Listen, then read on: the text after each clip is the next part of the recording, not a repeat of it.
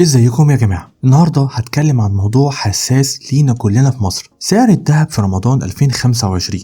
هل ده وقت البيع ولا الشراء؟ كل دوت تعالوا مع بعض النهاردة نكتشفه ونشوف توقعات مفاجأة هتخليكم تتخضوا من اللي جاي، واكيد هتستفيدوا جدا لو شفتوا الفيديو للآخر. لو عايزين تعرفوا التفاصيل كاملة خليكم معايا، وما تنسوش تعملوا لايك وتشتركوا في القناة عشان توصل لكم كل الأخبار الحصرية أول بأول، وتكونوا دايما متابعين كل الفيديوهات الجديدة. والأهم من كل دوت صلوا على النبي عليه الصلاة والسلام، ويلا نبدأ مع بعض. أول حاجة لازم تعرفها يا صديقي إن السعر ده مش مجرد حاجة عادية، ده بيعتمد على حاجات كتيرة جدا، ومنها سعر الدولار قدام الجنيه في البنوك. وطبعا ما نقدرش نغفل عن حركة البورصة العالمية، وفي كمان عامل اسمه العرض والطلب اللي بيحكم كل حاجة. يعني ببساطة لو في طلب على الذهب عالي الأسعار هتروح لفوق، ولو الطلب ضعيف هتلاقي السعر بينزل زي ما بنشوف في بعض الأوقات. دلوقتي يجي شهر رمضان الكريم في 2025 والناس بتهجم على المحلات الذهب عشان تشتري الشبكة والهدايا بمناسبة العيد.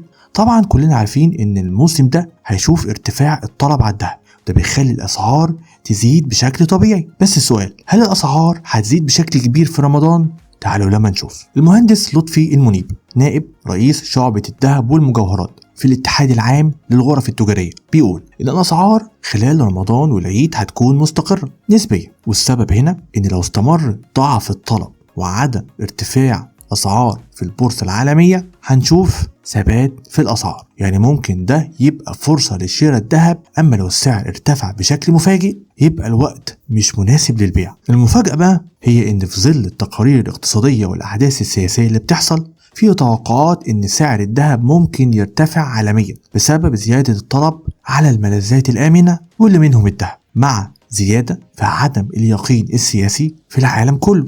وفي حال استمرار الأزمات الذهب ممكن يبقى هو الاختيار الأول للمستثمرين. وبعدين في كمان البنك المركزي الأمريكي هيقلل الفايدة على الدولار، ده يعزز استثمار الناس في الذهب أكتر. يعني باختصار الذهب ممكن يكون هو الملاذ الآمن لكل اللي خايفين من أي أزمات اقتصادية. في آخر الفيديو عايز أقول لك يا صديقي، إذا كنت ناوي تشتري أو تبيع خلي بالك إن كل حاجة ممكن تتغير بسرعة، وكل المطلوب منك إن تتابع كل الأخبار بشكل دقيق وبشكل مستمر عشان تعرف اللحظة المناسبة.